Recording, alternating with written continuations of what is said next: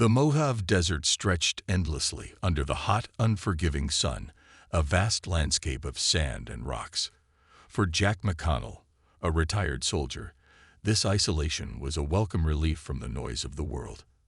His life had been filled with chaos, and now, the quiet of the desert was his sanctuary. One day, as he sat outside his small cabin, a streak of fire cut across the sky. Jack's keen eyes followed the fiery trail until it disappeared behind a ridge, followed by a distant explosion. Instincts honed from years of combat told him this wasn't a meteor. Whatever it was, it didn't belong here. Grabbing his old pack, he jumped on his dirt bike and sped towards the crash. As he reached the site, his heart skipped a beat. A small spacecraft, unlike anything he'd ever seen, lay in a smoldering crater. Smoke billowed from its ruptured hull, twisted and charred from the impact. Scattered debris glittered under the sunlight, a mixture of alien metals and technology that looked both advanced and fragile. But what caught his eye wasn't the ship. It was the figure lying in the debris. A woman. No, an alien. Lay crumpled near the wreckage. Her silver skin shimmered faintly, marred by deep wounds that glowed with a soft, pulsating light. She was alive, but barely. Jack hesitated, standing at the edge of the crater. His mind screamed at him to leave.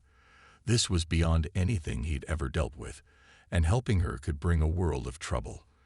But there was something in her fragility, something in the quiet plea of her broken form, that stirred something deep inside him. Without another thought, Jack descended into the crater, his boots crunching on the alien metal beneath him. He crouched beside her, carefully assessing her injuries. Her eyes fluttered open for a moment, revealing a deep violet gaze that held a flicker of recognition before slipping back into unconsciousness. Jack knew he had to act fast. The desert sun would kill her long before her wounds did. With a grunt, he lifted her, surprised at how light she felt in his arms. She was barely conscious, her breathing shallow. But there was still life in her. As he carried her to his bike, Jack glanced back at the shipwreck. Whoever, or whatever, had sent her here would likely come looking. But for now, his only concern was getting her to safety. He secured her carefully on the bike, covering her with his jacket to shield her from the sun, and sped off towards his cabin. Jack's cabin was simple, nestled in a remote corner of the desert, far from civilization. It wasn't much, but it was safe, and that's what mattered. When he arrived, he gently laid the alien woman on his bed, her skin cold to the touch despite the heat. He rummaged through his old military medkit, his hands shaking slightly. How do you treat an alien? Her wounds glowed faintly, leaking a strange fluid that didn't look like blood, but something else entirely.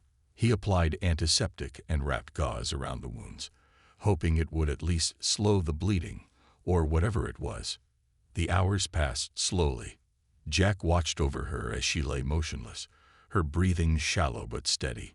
He didn't know who she was or why she was here, but something told him she was important. As night fell, he kept a silent vigil, his mind racing with questions. Suddenly, she stirred. Her eyes fluttered open, and for the first time, Jack saw her clearly. Her gaze was sharp, calculating, but also filled with pain. She tried to speak, but her voice was barely a whisper, her words incomprehensible. "Easy," Jack said, placing a gentle hand on her arm. "You're safe. Don't try to talk." Her eyes flickered with confusion, but there was also a glimmer of understanding. She knew he had saved her, even if she didn't know why. With a sigh, she closed her eyes again, slipping back into unconsciousness. Jack sat back in his chair, staring at the stars that stretched across the desert sky. He had no idea what he'd just gotten himself into, but he knew one thing. He couldn't walk away now. Jack sat back, his mind tangled with thoughts. The desert outside was quiet, the only sound the soft rustling of wind through the sand. But inside the cabin, the atmosphere felt heavy. He couldn't shake the feeling that this alien woman was more than just a victim of circumstance. What had happened to her? And why had she crashed here, of all places? He leaned forward in his chair, staring at her unconscious form. Her skin shimmered faintly, casting a strange glow in the dim light of the cabin. The bandages he'd wrapped around her wounds seemed to hold, though the strange, glowing fluid still seeped through in places. As he sat there, the woman stirred again, this time more forcefully. Her eyes snapped open, and she bolted upright in bed, gasping for breath. Instinctively, Jack reached out, placing a firm hand on her shoulder. Hey, it's okay. You're safe, he said, trying to calm her down. She blinked rapidly, her violet eyes darting around the room, taking in her unfamiliar surroundings. Her gaze finally settled on Jack, and for a moment, they simply stared at each other, the air between them tense. Jack cleared his throat. You crashed. I found you in the desert and brought you here. You were hurt pretty bad. The woman's brow furrowed, and she tilted her head, as if trying to process his words. She touched her side where the worst of her wounds were, wincing slightly when her fingers brushed against the bandages. Who are you? Her voice was soft, her accent unfamiliar, but the words were clear. Jack McConnell, he said, surprised she could speak his language at all. And you? She hesitated, her eyes narrowing slightly as if weighing her answer.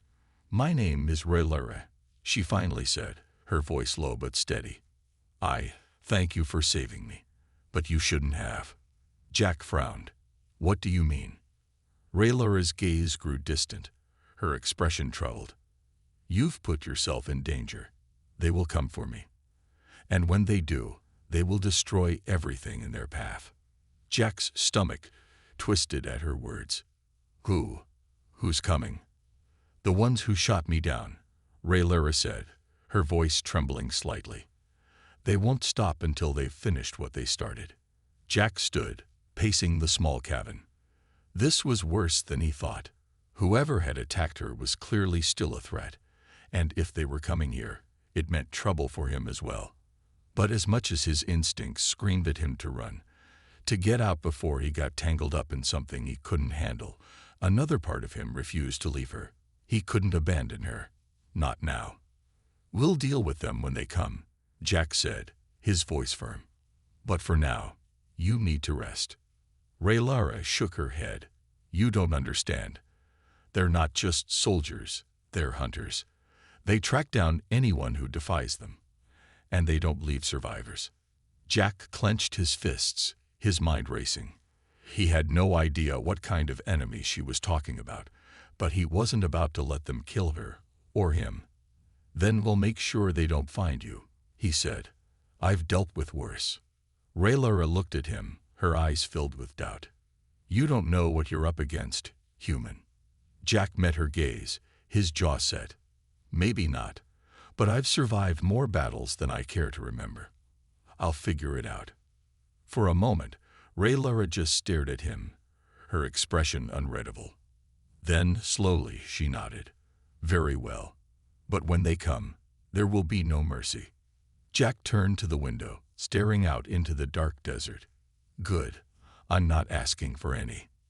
The night grew deeper, the desert outside Jack's cabin shrouded in a thick silence. Inside, the air was tense as Jack paced the room, his mind racing through every possibility. He glanced back at Rebellious, who lay propped up against the headboard. Her breathing had steadied, though the pain was evident in her expression. Jack had been in his fair share of scrapes, but this felt different. He wasn't dealing with another human enemy. These were alien forces, and he had no idea what they were capable of. He stopped pacing and turned to Rebellious. So tell me about them. The ones hunting you. What do they want? Rebellious hesitated, her gaze dropping to the floor. For a moment, she seemed lost in thought, her fingers idly tracing the edges of her bandages. They call themselves the HFY Dominion, she said, her voice low, almost a whisper. They rule through fear, subjugation, and violence. They conquer planets, enslave entire species. My people, we resisted. Jack's brow furrowed, and they didn't take kindly to that. She nodded, her eyes flashing with anger. No, They crushed our rebellion without mercy. I was one of the few who escaped. But even now, they won't let me go." "So they're tracking you," Jack muttered, rubbing the back of his neck. He'd heard about hostile alien regimes in his time as a mercenary, but nothing like this. "And you think they'll come here?" Raylara looked up at him, her gaze sharp and filled with certainty. "They will come. They never leave their prey unfinished." Jack swallowed hard. The weight of the situation hit him fully now. His remote cabin had always been a place of safety, far from the chaos of the world, but now it was ground zero for an interstellar chase, and he was caught in the middle of it. He couldn't just let this happen. If the Hethar were coming, they'd be well-armed, well-trained, and merciless. But Jack had survived worse odds before, and something about Raylara's situation made him want to fight back even harder. He didn't know if it was because of her vulnerability or the injustice she described, but walking away wasn't an option. "All right," Jack said, his voice firm. "If they're coming, we need to be ready." Raylara frowned. "You don't understand. There's no way to fight them. Their ships are advanced. They're soldiers." "I've fought wars before," Jack interrupted, his tone resolute. "I don't care how advanced they are. If they bleed, we can beat them." Raylara's eyes flickered with surprise at his confidence, but a small smile tugged at the corner of her lips. "You humans, always so defiant." Jack grinned. "You better believe it. Now, do you have any intel on their tech? Ships, weapons, anything that might give us an edge?" Raylara shifted uncomfortably, clearly still weak from her injuries. "Their ships are heavily armored, but their ground troops rely on energy-based weapons, shields, cloaking devices, and advanced tracking tech. They're efficient, but they're not invincible." "Good," Jack said, already mentally cataloging his own supplies. "We'll need to rig up some defenses. I've got a few tricks up my sleeve, and this cabin has seen its share of danger." He moved toward a hidden compartment in the floorboards, pulling out an old crate filled with equipment he hadn't touched in years. Weapons, traps, explosives, things he'd hoped never to need again. But now, they were all he had. Raylara watched him, a mixture of curiosity and admiration in her eyes. "You're not like the others," she said quietly. Jack looked up, puzzled. "What do you mean?" "The others I've encountered," she explained. "Humans who've survived the Hethar. They were all afraid. They ran, hid, or surrendered. But you're willing to fight." Jack shrugged, setting up a rudimentary defense system around the windows. "I've never been one to back down. And besides, you're not just some alien to me now. You're my responsibility." Raylara's eyes softened. "Thank you, Jack. I don't know what would have happened if you hadn't found me." "You don't have to thank me," he replied, giving her a small, reassuring smile. "Just promise me one thing." She raised an eyebrow. "What?" "When this is all over, you teach me how to pronounce your name properly." Jack chuckled, his attempt at lightening the mood. For the first time since he'd met her, Raylara let out a soft laugh. It was brief, but it was there. Deal. But even as they shared that moment of levity, Jack's eyes flicked toward the horizon. Somewhere out there, the Hethar were closing in, and he knew it was only a matter of time before the real fight began. The next day arrived with an eerie stillness. Jack stood on the porch of his cabin, scanning the endless desert for any sign of movement. The Hethar would come soon. It was only a matter of when. Inside, Raylara sat up in bed, still recovering but stronger than before. She watched Jack from the doorway, her eyes following his every move. There was a determination in his stance that she couldn't quite understand. He was just one human, outnumbered and outgunned, yet he prepared for battle as though he had a real chance of winning. "You don't have to do this, you know," Raylara said, her voice soft but steady.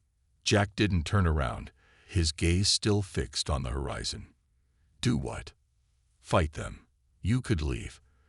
I'm the one they want, not you. You don't have to risk your life for me."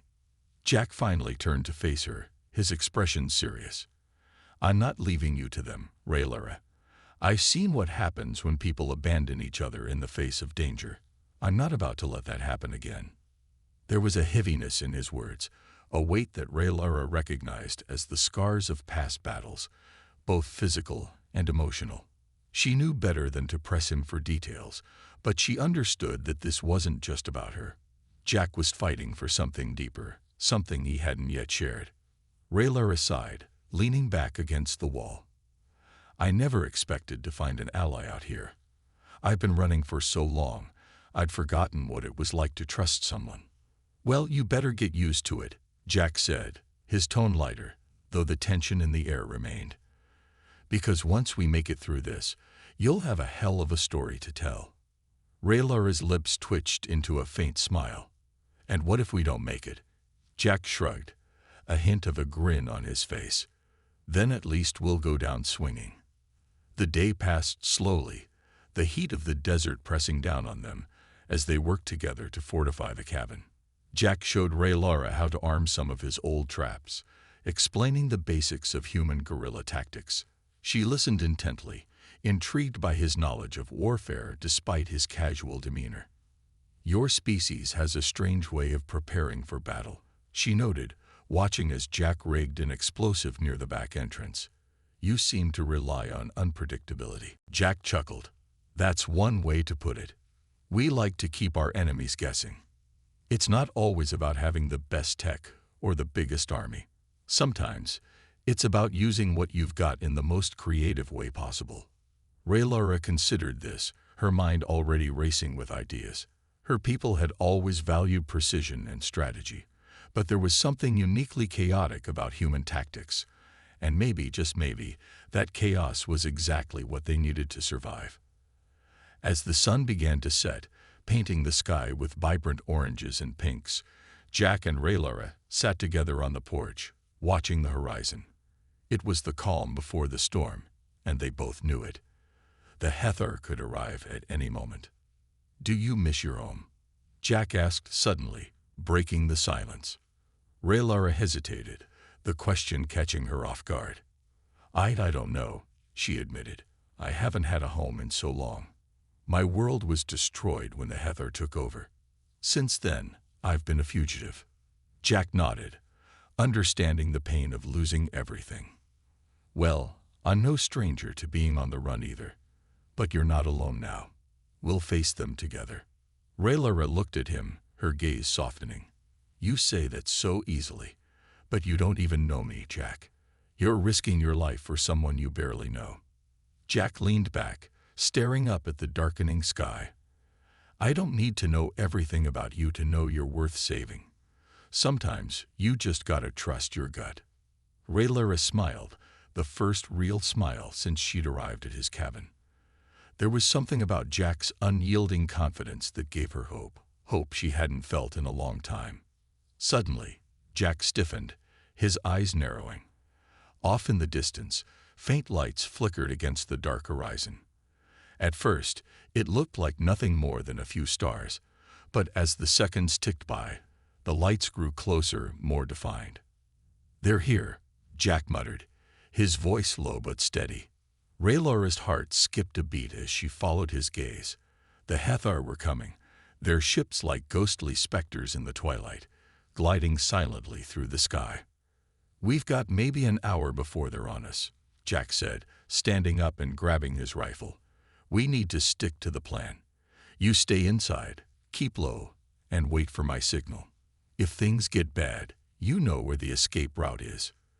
Raylara swallowed, nodding despite the tightness in her chest. She'd been preparing for this moment for so long, yet now that it was here, fear gripped her. But Jack, he was calm, focused, ready. Jack, she called out as he turned to head back inside. He paused, looking over his shoulder. Thank you. For everything. Jack gave her a small nod.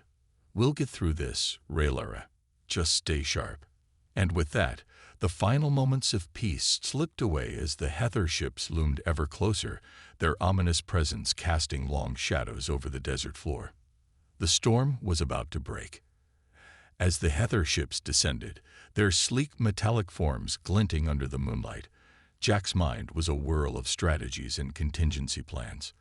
He checked his rifle one last time, then turned to Rebellious. Stay behind cover, and remember, if they break through, head for the escape route. Don't hesitate. Rebellious gave a silent nod, her face tense with concentration. She understood the stakes. Her survival wasn't just about her. If the Heather took her back, everything her people had fought for would crumble.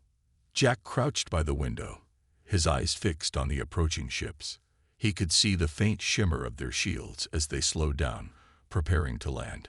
He wasn't sure how many Heather soldiers were on board, but he knew it wouldn't be a small force. They wouldn't have come all this way just to take chances. The first ship touched down, dust billowing around its landing gear. Moments later, the doors slid open with a hiss, and armored figures emerged, their glowing visors scanning the area. Jack's grip tightened on his rifle. He'd only have one shot at this. The Heather soldiers moved in formation, methodical and precise. They were trained, disciplined, and well-equipped. But Jack had something they didn't: unpredictability. He'd laid traps all around the perimeter, explosives hidden beneath the sand, tripwires leading to carefully rigged detonations. The lead soldier stepped forward, his foot landing squarely on a pressure plate buried beneath the dirt. A deafening explosion rocked the desert, sending a wave of shrapnel tearing through the squad. The Heather scattered, caught off guard by the sudden chaos. "Now," Jack shouted to Rebellious. She moved swiftly, staying low as she took position by the rear of the cabin. Jack fired his rifle, picking off Heather soldiers as they struggled to regroup. The element of surprise had bought them precious time, but it wouldn't last. The second wave of soldiers emerged from the ships, this time more cautious, their weapons trained on the cabin. Jack fired again, but the Heather's shields absorbed most of the shots. He cursed under his breath, realizing they'd adapted quickly. These weren't your average foot soldiers. They were elite. Suddenly, the air crackled with energy as a Heather officer raised his hand, sending a pulse of blue light toward the cabin. Jack barely had time to react as the energy blast hit, shattering the front windows and knocking him to the ground. "Jack!" Rebellious screamed, rushing to his side. "I'm fine," he grunted, though pain radiated through his chest. He could feel the bruising already, but there was no time to worry about that. Get ready for the next phase. The Heather were closing in, their heavy footfalls echoing through the desert night. Jack could hear the low hum of their energy weapons powering up. He crawled to his feet, grimacing as he reached for the detonator hidden in his belt. "Wait for my signal," he whispered to Rebellious. She nodded, her breath shallow as the tension mounted. The Heather were only meters away now, their shadowy forms looming just outside the cabin. Jack waited, heart pounding in his chest. The seconds stretched into what felt like an eternity. Then, as the first Heather soldier stepped onto the porch, Jack pressed the button. A series of explosions erupted from the surrounding traps, creating a wall of fire and debris.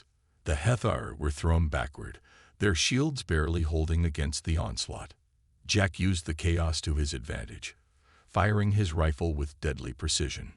But the Heather weren't finished. From the rear of the ships, another figure appeared, taller, more imposing. Jack's heart sank as he recognized the distinctive armor of a Heather commander. This was no ordinary leader. This was someone who had personally overseen the destruction of entire planets. The commander raised a hand, and with a wave, the fire and smoke dissipated. Jack's eyes widened in disbelief. How was that possible? "Rebellious, get out now," he shouted, knowing this fight was beyond him. But Rebellious didn't move. Instead, she stepped forward, her eyes locking onto the commander's. There was something in her gaze, a steely resolve that Jack hadn't seen before. "This ends now," she whispered. Rebellious walked out into the open, her body glowing with a faint ethereal light. Jack could only watch in stunned silence as the energy within her began to rise, swirling around her like a storm. The Hethar commander paused, clearly taken aback by the display of power. "You've been hiding your true nature, princess," he sneered. "But it won't save you." Rhaenyra smiled, her eyes blazing. "You have no idea what I'm capable of." She raised her hand, and a beam of pure energy shot from her palm, slamming into the commander. He staggered back, his armor cracking under the force of the blow. The Hethar soldiers hesitated, unsure whether to advance or retreat. Jack took the opportunity, firing at the remaining soldiers while Rhaenyra faced off against the commander. Each shot was calculated, precise, but it was Rhaenyra who held the key to their survival now. The commander recovered quickly, his own power flaring as he launched a counterattack. Bolts of blue lightning crackled through the air, but Rhaenyra deflected them with ease, her control over the energy growing with each passing second.